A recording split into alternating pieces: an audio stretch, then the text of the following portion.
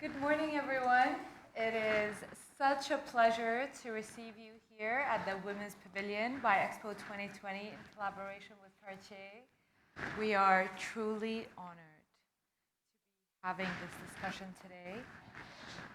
We have two amazing figures, personalities, individuals who have demonstrated their commitment over the years, who inspire me personally, and who are leaders in their own right and on issues of gender equality. Madame Phumzile Mlambo-Ngcuka, you used to be Vice President of South Africa. You were the former Executive Director of UN Women, where I've had the honor of working with you. You are somebody who not only led at these high-level positions, but you have led movements as well. You have worked on grassroots movement building, and you have had a following throughout your whole career. And I think that's something that's really fascinating. Cyrille, welcome, and thank you for thank you for being who you are. Oh. You are. You have been leading Cartier for the past 6 years. You have been in the luxury sector for 30 years.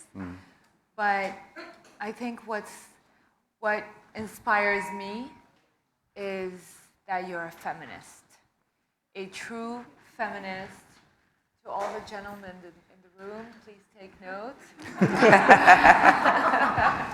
Even more than her. Well, I guess you've had an influence. But I think that your commitment on a personal level, on a professional level, here with us, with Expo, with the partnership that you have built up with Her Excellency, is a demonstration of how deeply you have been leading and being an example to both corporates and to us on a personal level. Today's session is entitled Women's Empowerment and its Ripple Effect on Society. And this is what we have achieved to do in our pavilion. When women thrive, humanity thrives is our motto, and this is something that we truly believe in. This session kicks off a series of sessions that we're having today, and I think that highlighting the ripple effect of gender equality and women's empowerment sets the tone, because it demonstrates that this goal that we're working towards is something that is the basis. I like to talk now about SDG 5 as the mother of all SDGs. It's the thing that could be really transformative for us to implement across the board. Unfortunately, though, the past few years and COVID has showed us that progress is not secured. The WEF report used to talk about the gender gap taking 99 years to close. After COVID, the last WEF report said it's going to take us 136 years. That's huge. And it was huge to begin with, but the rollback that we have had is unacceptable. So I think it's important that we re-galvanize our efforts, that we create more spaces like these so we could exchange. And I think in the spirit of exchanging, we have two brilliant minds with us, and let's jump right into it. And let me ask you some questions. So the first thing that I want to talk about is we are all cognizant of this need to accelerate change, especially now, especially considering that the rollback on progress has happened. When we think about this huge task ahead of us, and we are ever more cognizant that the world is changing, Whose responsibility is it? Where does on whose shoulder does this task fall? And maybe we'll start with you, Madame Phumzile, and go on to Cyrille. Thanks. Thanks, Hind, and thank you to Cartier and the Gender Council for inviting me to participate in this important discussion. The responsibility for making change happen is everyone's responsibility to begin with. But we have different possibilities and power to make the difference that is needed. I'll start by saying men with authority and power and money have a significantly higher responsibility to facilitate change, because many of them, with the strike of a pen, they can make things happen. Women don't have to be banging doors to the extent that we do if there was someone inside who's just willing to open the door. It is also important because they actually define how the world should work with the steps that they take. Women have a responsibility because it is our struggle. We therefore have to represent ourselves. We also need young people, absolutely young people, because this is their future that we are talking about. And when I say young people, I mean young men and women. It's important to start to be a he for she at a young age and grow up with it. He is a he for she, men who stand for gender equality, and to nurture that. But do it in such a way that you don't praise men for doing that, because you shouldn't praise fishes for swimming. This is just something they have to do. Just make it possible for them to play their role. So it is multidimensional. It's not limited to these groups that I have just mentioned, but these I see as really critical groups. But of course, governments, absolutely. Governments have got a responsibility. And I'll end with civil society, because civil society has done so much, but they have so little. You cannot dedicate and give responsibility to civil society to deal with people who have money, power, authority, etc. That is why we are moving so slow, because we're folding our hands, we are bystanders, and we're looking at the ones who have the least possibility to have to be the ones that are carrying us all. It's not fair. Absolutely not fair. Thank you. Thank you. Cyrille. I think, as Phumzile said, it's everyone's responsibility and not a different level. It's the men and women together. The other thing is, when we say what are the different kind of public bodies, it's both, of course, governments, because they define policies and define global agreements. And nothing can replace that, either directly or through regions like the European Union. These have an important role to play. International institutions as well, like United Nations and UN Women or UN Development Program, and these also can gather energy around them. And then on private sector, I mean, can be either individual, or it can be a private foundation, or it can be companies.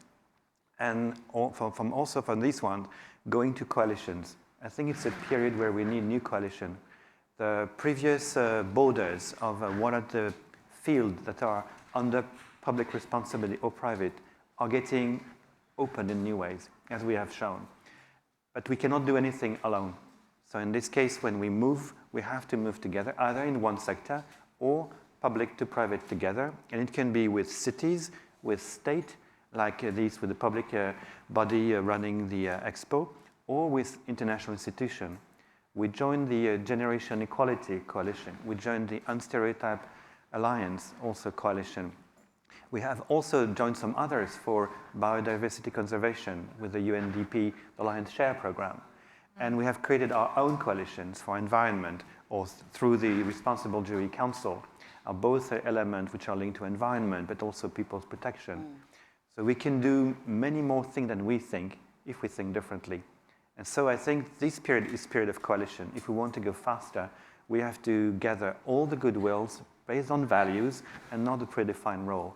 Not the role defined for men or women, or the predefined role defined for companies, as far as we're sincere. Not all governments are sincere. Some governments are in denial. And not all companies are cupid. Companies can be sincere as well. Just gather the good forces together. Yeah, absolutely. That's so true. And I think we at Expo truly believe that. And this is why we have this partnership. This is why we built this together, because we do believe in this multi-stakeholder approach, in building coalitions for a good cause, for a value that we believe in. So let's talk about values. We have, since the beginning, talked about this idea that when women thrive, humanity thrives. Share with us why that is so essential and how that relates to a successful implementation of these Sustainable Development Goals and sustainability, prosperity at large, and stability even. How these two, in your minds, come together, and how gender equality and women's empowerment forms a basis for that. Cyrille, we'll start with you. Okay. There are several parts of this question.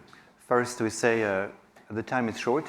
We face, I think, world issues that are really present, meaning especially the climate change and poverty and inequalities. All this makes it's not the point to say the Sustainable Development Goals. We have to see the other way around. We can have very well something very durable and unsustainable and unbearable. If we don't make the change, what may come might be very difficult for every one of us. So we have to move quickly. So we need, in this case, to use all the brains and all the resources. If we leave half of the resources on the side, it's a total waste of resource. So for the first part, we say, if we empower all women on the planet, then we have a much better chance to solve the issues. The second part is, with the role that women have had in the history of society, whether from culture or so forth, they play a critical role in education, in the environment, in home and food, and taking care of that. And so being primary educator, if we want the generation to change, they have a big role to play. And also inside companies, there are also a different way of having female leadership. It's different kind. If we say the balance between kind of performance, achievement, and compassion, if you use equally men and women, then you will have better balance. If you have too much of only men or too only women, then you have some part that do not go properly. If you mix all together, then you have all the different views and sensitivities gathered. Not meaning that men are only in one. To my view, every human being has a part of masculine and feminine, which grows differently depending on the environment. But if we put all of them together, then we have all the way to see the world issues. This is why, women empowerment is important for that, to have a full scope of humanity, which is carried by all single individuals in their individual way to be. And on the other side, it's a better way to understand the world and to move on it. And it's true for companies, it's true for families, it's true for everything. It means having everyone singular, and then with all that, having all the scope of how human beings can be. And if we take all cultures from all the world, then we can have everything that makes us truly human, and to see how to make a world for all of us in there. Thank you. I wish everybody could hear that, because I think it's a beautiful way of making it understandable and relatable. Whether you were talking about UN and sustainable development per se, or just talking about humanity. So, Phumzile.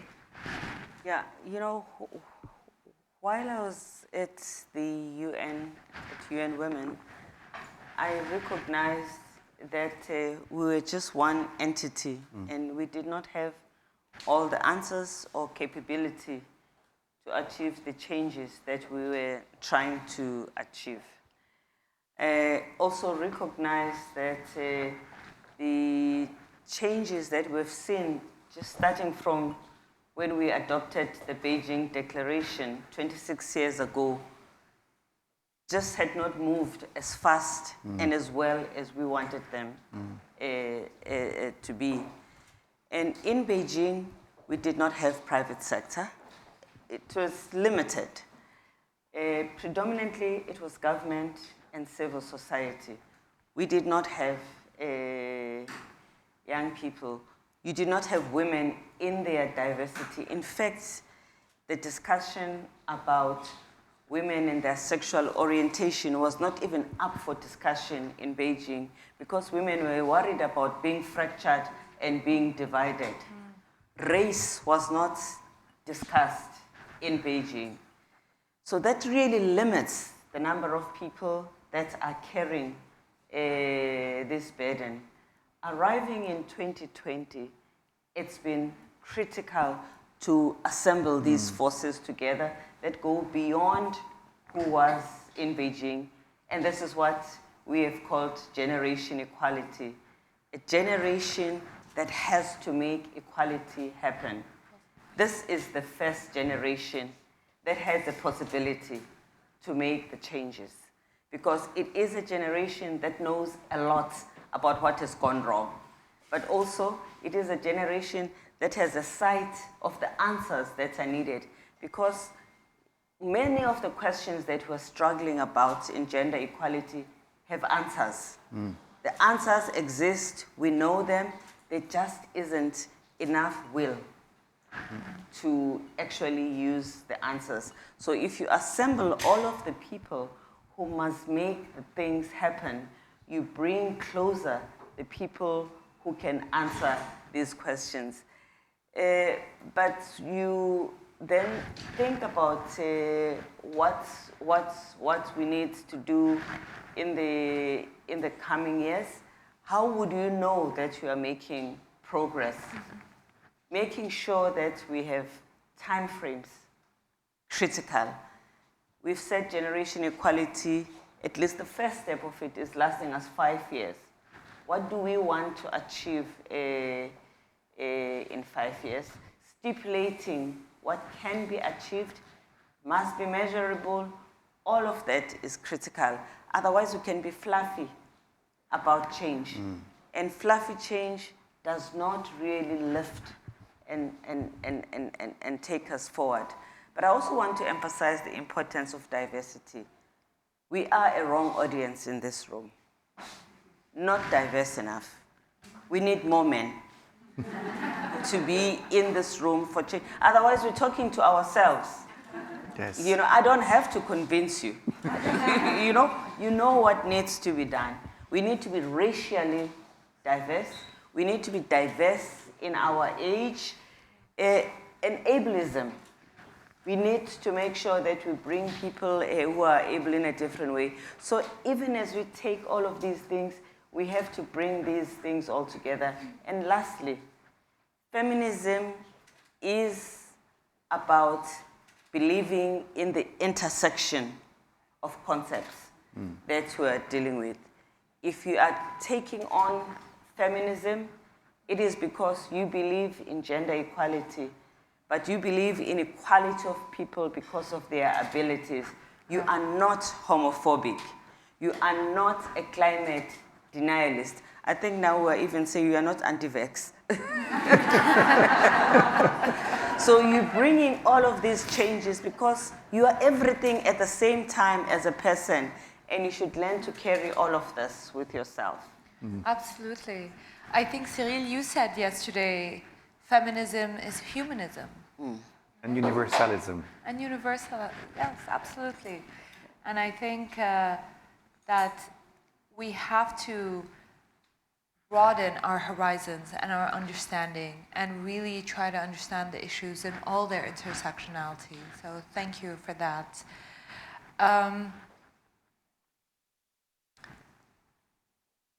In making, and Phumzile, you talked a little bit about, what are the strategies, that we have at our disposal in making things happen. But I'm going to come back to you with that to talk about more concretely, what are the specific things that we could do. But Cyrille, maybe you could share with us some of the strategies that you have seen coming from your world that have been effective in promoting feminism and having that inclusivity? So there have been many ways, and I'm not sure whether they were initially strategies, just initiatives and action that take their lives, their speed, and their own territory. So to give 3 or 4, with what we have done, say with the Women's Initiative, philanthropy, the Fondation Cartier pour l'Art Contemporain, and also inside the company. The Women's Initiative started 17 years ago as a way to celebrate female entrepreneurs, social entrepreneurs. And we saw there was Salma, who is here, who was in 2017 from Ghana, and had reintroduced some cereals, and with that could keep the villages on site. Otherwise, with the increase in heat, then most of the crops die, and then the village leave and they go to the slums, and then the desert progress. So by keeping the villages and moving them on, it's a way to also to have a environment support and community support, because people are better off when they stay on their place. So it was a very simple thing to do in some way to recognize that, but then how to develop it as a concept, and by supporting it, then you can then expand and scale it up. But these are for business for profit, and those social entrepreneurs always came from very specific small ideas or something that they have faced themselves, whether in education or health and others. And by supporting this and making the community grow, then we have this ripple effect to having a community, a large community of people around the world knowing each other, supporting and feeling less lonely. With small initiative in some way that became big. The other part through Cartier philanthropy came for those who are for non-profit. And usually you have the two words cannot be mixed together. But coming with some similar kind of attitudes towards the world. And again, many were linked to women.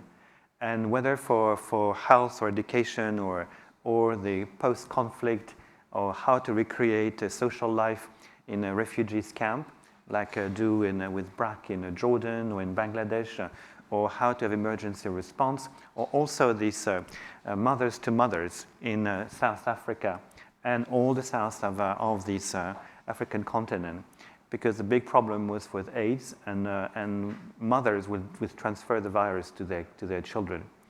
But with proper support and with these mentor mothers, then could educate both the families and so forth, and then the transmission rate divides from 41% to just 5%.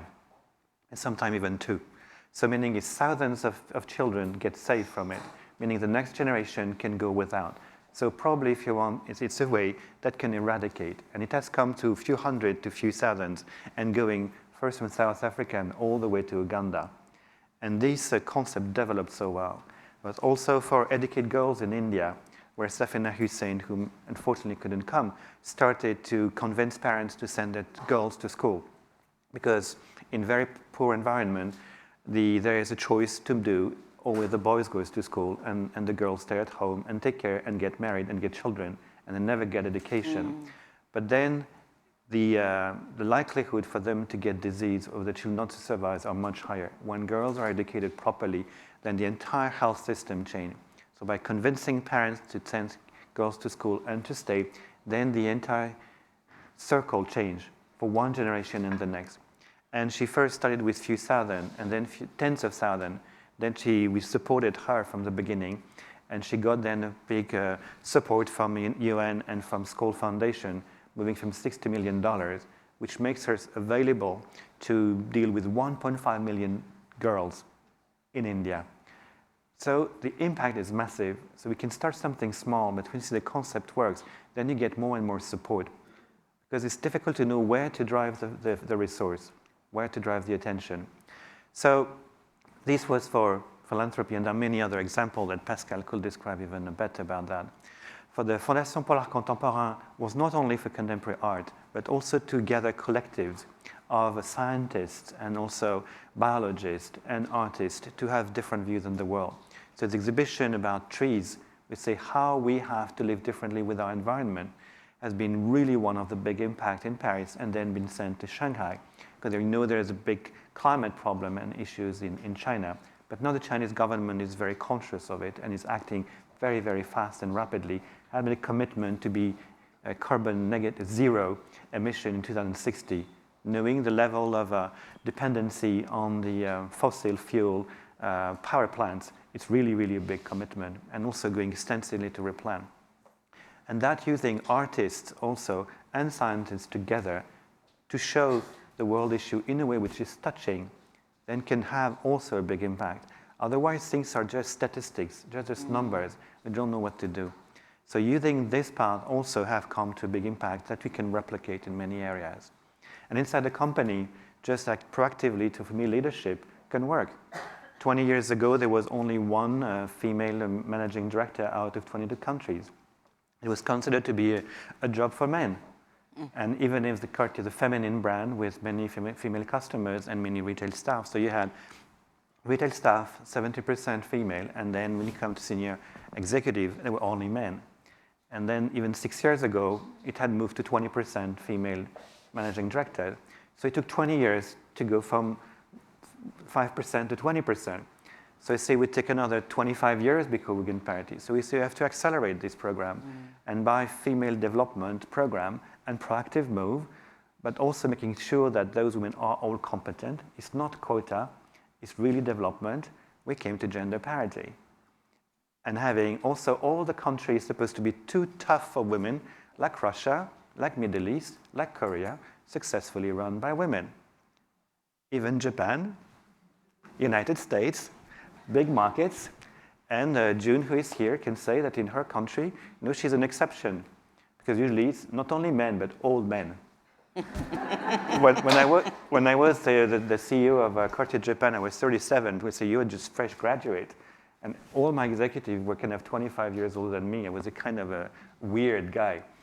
But anyway, I was a man.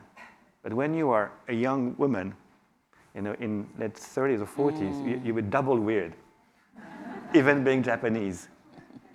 And in the gender equality ranking, Japan is kind of 120 or 140, super highly developed country.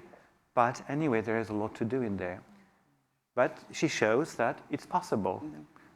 Everything that we think impossible is just in our head. And by showing this example, or showing that Middle East, the first female CEO, Sophie, is not only for Cartier, but for the entire luxury, shows to everyone else that it's possible. And when you realize it's possible, you move. That's why as corporate entities and having activities in initiative, in social entrepreneurs or philanthropy or art or our own business, we can show that things can change, either on our own or through coalitions with the Responsible Jury Council that we were founding members, about 15 years ago now, and moved from 40 companies to 1,500 members, all the chain, from the mines to the stores, and having all the profession also working on human rights. So it's possible.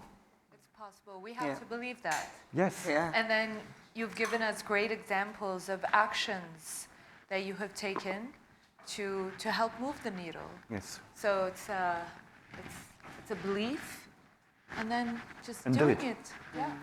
That's Just do it. fantastic. Just do it. Yeah. If you believe, do it.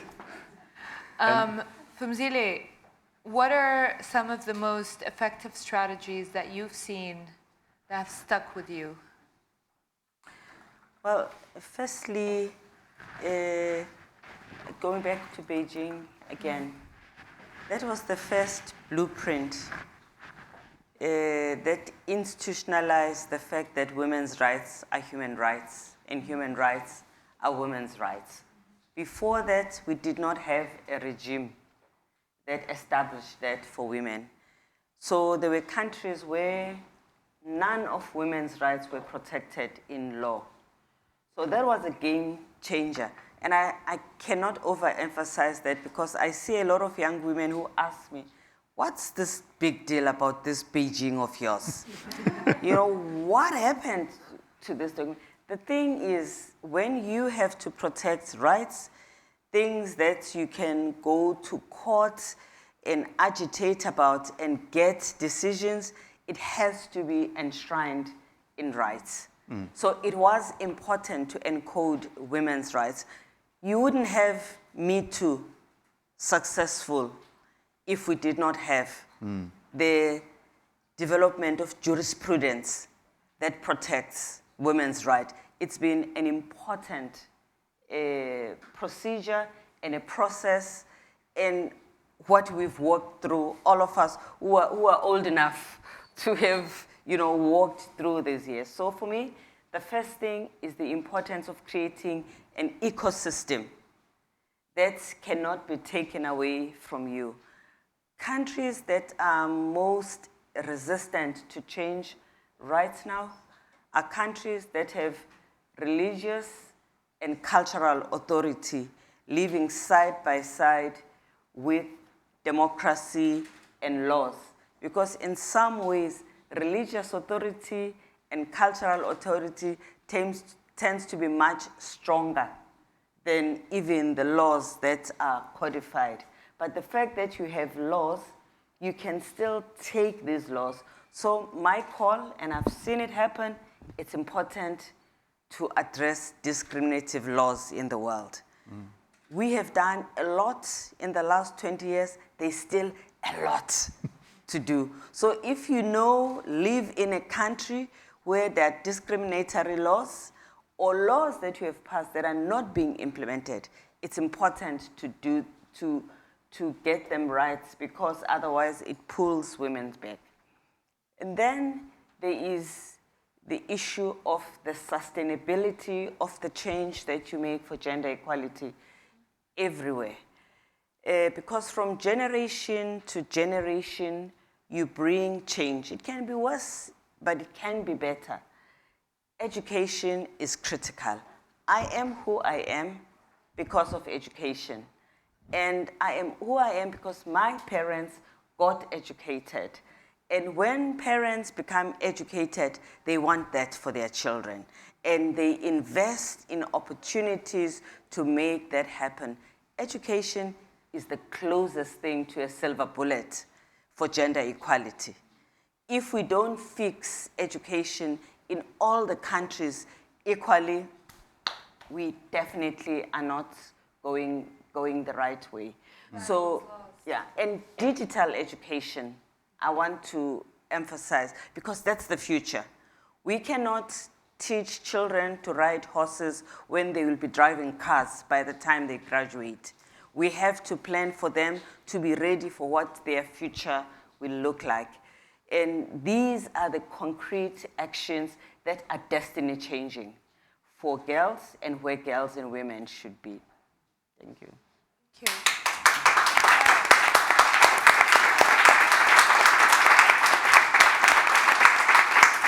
Thank you.